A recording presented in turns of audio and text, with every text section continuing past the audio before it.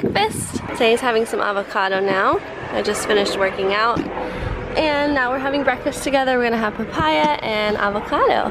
When I see a YouTuber being out there, sharing their life and recommending to other moms what to feed their babies, I have to put my expertise hat on. So I find it pretty devious to say they calculated his nutritional breakdown and it was fine, but they didn't show it.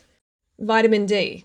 So vitamin D is the sunshine vitamin, and Sandy is obviously meeting his needs. The fact is, animal feeds are supplemented with B12, but that doesn't ensure absorption of this mineral. But the fact is, at the time, both Alan and Sandy were actually supplementing. Here she goes. Protein.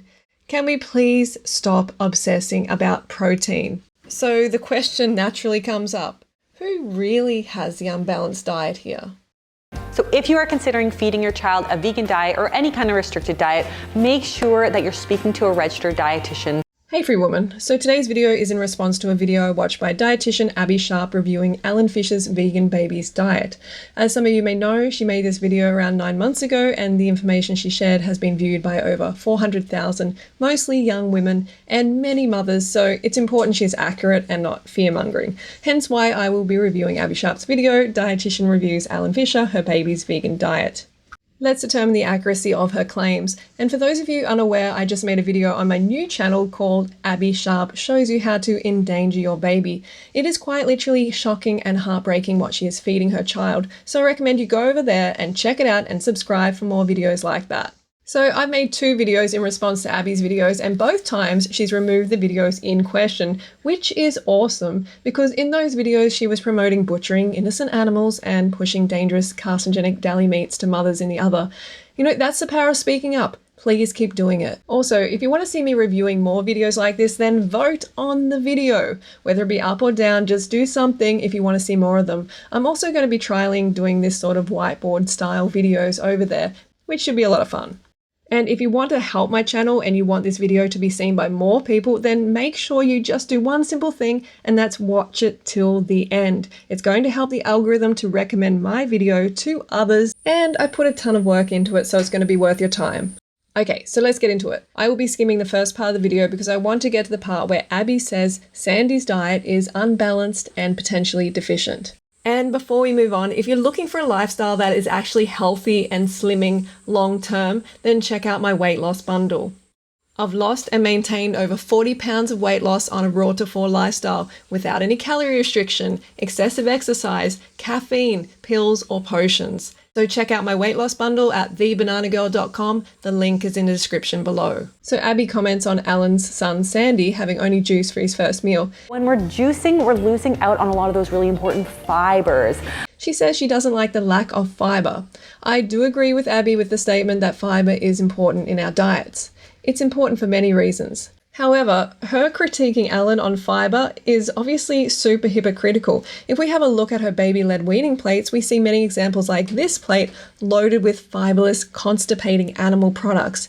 We know there is nothing wrong with having some juice here and there, it's actually beneficial, but eating these foods as an 11-month-old baby is a huge problem, which I talk about in detail in my other video. The fact is, someone who eats meat, dairy and eggs, which contain no fiber, should never be critiquing a plant-based eater about fiber. Research confirms vegan children have higher intakes of fiber and lower intakes of total fat, saturated fat, cholesterol than omnivore children, which of course is super healthy and the diet that we want to encourage our children to eat. It's been shown in volumes of research that higher intakes of fiber and lower intakes of saturated fat and cholesterol is far healthier for humans. It reminded me a lot of our friend Freelee the banana girl.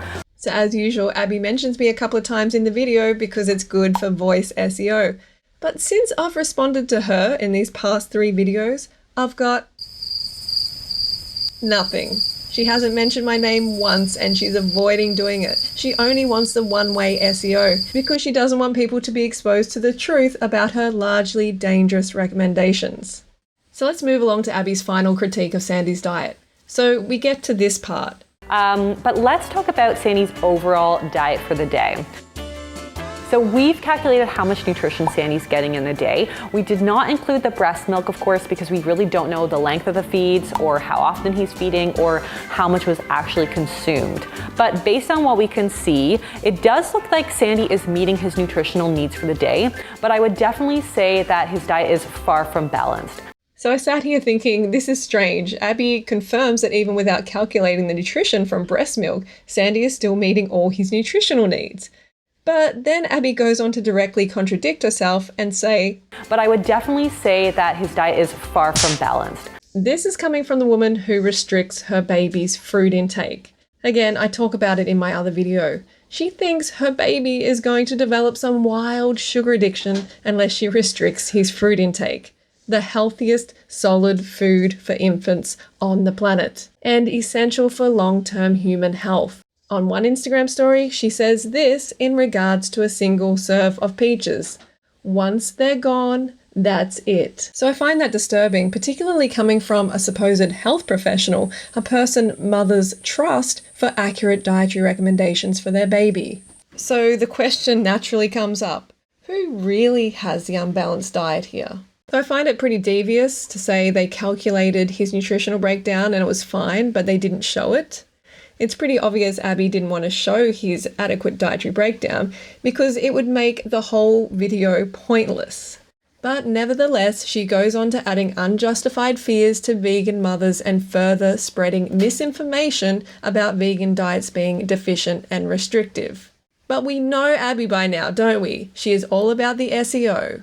And she knew this video would be high ranking. Unlike Abbey's son, Baby E, who is getting most of his calories from health-compromising hunks of animal flesh and solidified bovine secretion, Sandy actually got the majority of his solid food calories from avocado, which is a fruit and has been said to be the most ideal transitional food for babies. I would love to see some protein up in here. Oh, here she goes. Protein. Can we please stop obsessing about protein? As I speak about in my other video, Abbey's protein obsession is not justified by science or by nature. I calculated how much protein Abbey's 11-month-old baby E was getting from just one of these single flesh-filled dinners, and it amassed to a whopping 54 grams of protein. This is absolutely horrifying. I mean, even the US nutrition guidelines for infants states that a 7 to 12-month-old infant needs just 19 grams of protein a day. So baby E, in just one meal, is getting something like 3 times that amount and from disease-causing animal protein. And the guidelines also state that breast milk is sufficient protein to meet a young infant's needs if consumed in amounts necessary to meet energy needs. Sandy, on the other hand, is getting it all from healthy plant sources and easily covering his needs. This extremely high intake of protein that Abbey is feeding her baby is risking his short-term and long-term health, and recommending others eat more protein when it's not justified by science, when they're clearly getting enough, is just plain irresponsible as a registered dietitian. So definitely unnecessary fear-mongering here about protein when Abbey is the one who needs to stop pushing so much unnecessary protein on baby E. So there are some vitamins and minerals that may be missing or low in Sandy's diet. So let's talk about that. First of all, let's talk about B12. B12 is a common nutrient of concern for people who are taking on a plant-based diet. So Abbey starts with the concern about vitamin B12, but presents it as a vegan-only problem when it is not. B12 deficiency is actually a widespread problem, not just amongst vegans, and it's due to animal agriculture removing important minerals from the soil like cobalt, and without cobalt there is no B12 because it is essential in the creation of vitamin B12. So vitamin B12 deficiency was actually discovered in a meat eater, not a plant eater. So Abbey is acting like it's just a vegan thing when it is not. The fact is animal feeds are supplemented with B12. But that doesn't ensure absorption of this mineral. And as we know from volumes of research, it's just not safe to eat animal flesh and secretions long term. Not to mention, it's unnecessarily cruel. And vegans are also more likely to be B12 tested than meat eaters, which means a deficiency can go unnoticed in deficient meat eaters. The Framingham study, for instance, demonstrated that nearly 40% of people in the USA had a low level of B12 regardless of diet. And the picture looks even worse when we take into account Japan and parts of Europe who have a safe minimum double that of the USA and Canada. So that could mean a heck of a lot more people walking around with a B12 deficiency. And yes, the majority are meat eaters, not vegans. So yes, everyone should be supplementing. I personally supplement with B12 mostly with shots, which go straight into the bloodstream and bypass any absorption issue.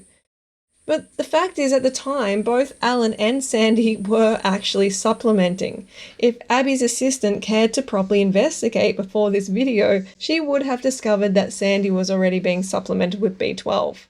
Both non-vegans and vegans should be supplementing according to extensive research.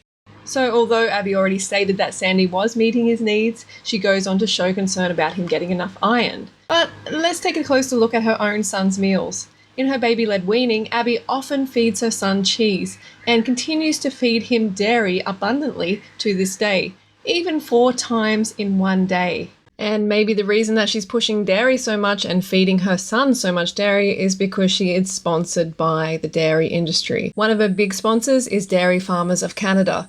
So how can we really trust her recommendations when she is being paid off? Research shows that babies eating cow's milk and products made from cow's milk that contain casein can have a whopping 30% increase in intestinal bleeds and therefore significant iron loss in their stools. So the reality is here that baby E could easily be deficient in iron.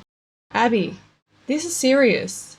For the safety of your son, I recommend you omit the casein-heavy dairy products ASAP. And when it comes to iron intake, absorption is everything. It is estimated that about 70% of iron in breast milk is absorbed compared to cow-derived infant formula where absorption is typically less than 12%.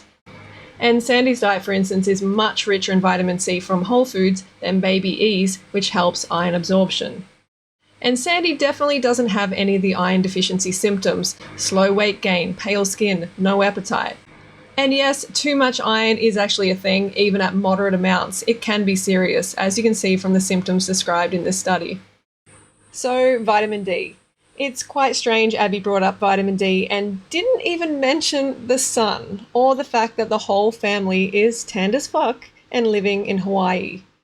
Maybe vitamin D would be a valid concern for baby E and Abbey living in Canada, but not Sandy living in Hawaii. The whole family is in the sun all the time. Vitamin D is called the sunshine vitamin for a reason, because that's where it comes from. A vitamin D supplement is not a replacement for the sun's rays, and some studies show that you may be risking your health more by taking them.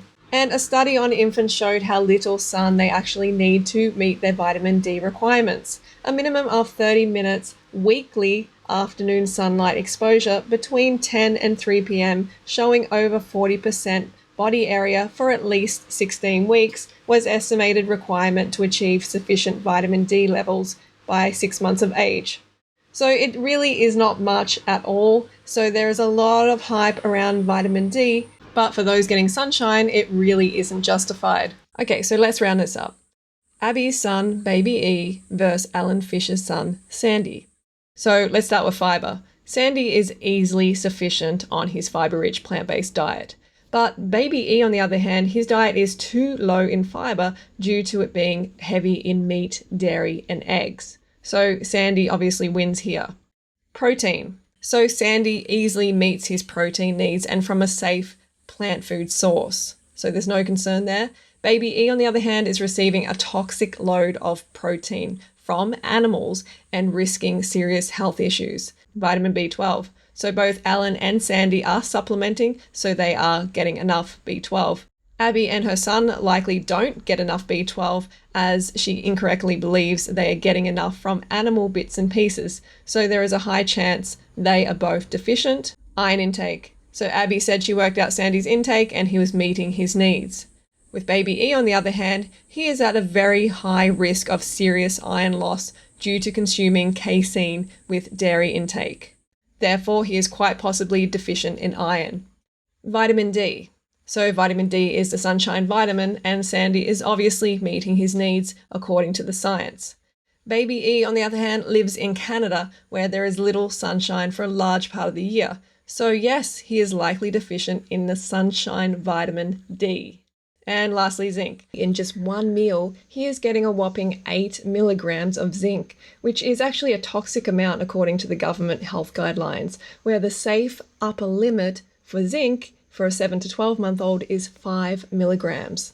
Abbey is seriously compromising her son's immune system. So, just take an honest look at this yourself. Who do you think scored better?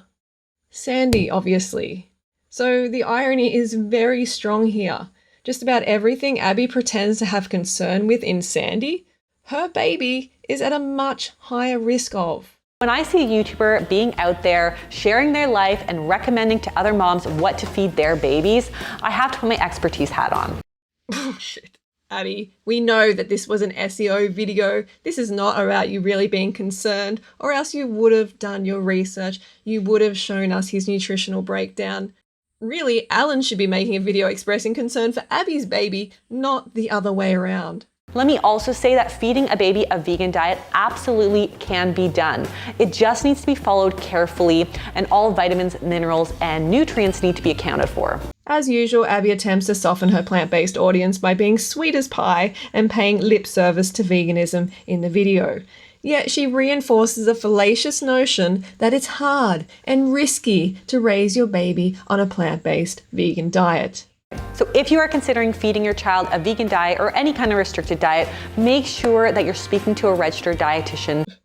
No, Abbey, eating and living in a conscious, healthy, compassionate way is not restrictive. What is restrictive, though, is limiting your baby's fruit intake and force-feeding a diet heavy in meat and dairy. That's restrictive. And even worse, very dangerous. Please start educating yourself on optimal human nutrition and stop taking kickbacks from the meat and dairy industry as a dietitian. That is obviously a conflict of interest. And stop fear-mongering and misleading the public about plant-based vegan diet. You want to make sure you're getting this information from a trusted professional and not necessarily from a YouTuber.